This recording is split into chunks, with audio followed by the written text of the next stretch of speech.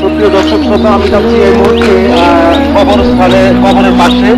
একজন মুসলমানের উচিত প্রতিদিন কবরের পাশে গিয়ে তার পিতামাতার জন্য দোয়া করা, তার গুরুজনের জন্য দোয়া করা। আর যে ব্যক্তি গুরুজনের জন্য দোয়া করে, আল্লাহ পাক তার উপরে দোয়া করেন। আমরা আমাদের পিতামাতার জন্য কবরস্থানে গিয়ে অবশ্যই দোয়া করব, কারণ বন্দুকের গুলি মিস হতে পারে, কিন্তু পিতামাতার জন্য সন্তানের দোয়া কখনো বিফলে যায় না। আপনার আব্বা আম্মা আপনাকে কত কষ্ট করে লালন পালন করেছে, অথচ আপনার বাড়ির পাশে আপনার আব্বা আম্মার কবর।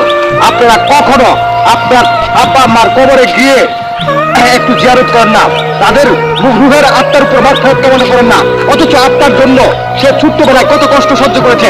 আমি এখন কবরস্থানে যাচ্ছি আমার দাদুর কবর জিয়ারত করার জন্য। আসুন আমরা মুসলমান ভাই, আমরা কবর জিয়ারত করি এবং কি সেই সাথে মৃত ব্যক্তির জন্য দোয়া মাগফিরাত কামনা করি। তাহলে আমরা যেদিন মারা যাব, আমাদের জন্য অন্য মুসলমান ভাই দোয়া করবে।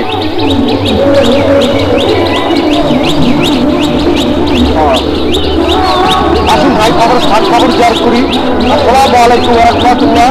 আসসালামু আলাইকুম ইয়া হালাল কবুল। আসসালামু আলাইকুম ইয়া হালাল কবুল। আসসালামু আলাইকুম ইয়া হালাল কবুল। একজন মুসলমান কবরের এক পাশে যদি যায় আসসালামু আলাইকুম ইয়া হালাল কবুল বলি, যদি কবরে সেই আত্মাটা কোনো প্রকার যদি কষ্টের ভিতরে থাকে, তার কষ্ট তার আজাব আল্লাহ তার বন্ধ করে দেন। আসুন আমরা মৃত্যুর কোনো বিপদ নেই। Man is mortal, all has death, all has gone। যার জন্ম আছে মৃত্যু হবেই ইনশাল্লাহ। আল্লাহ হাফেজ, সবাই ভালো থাকবেন, সুস্থ থাকবেন।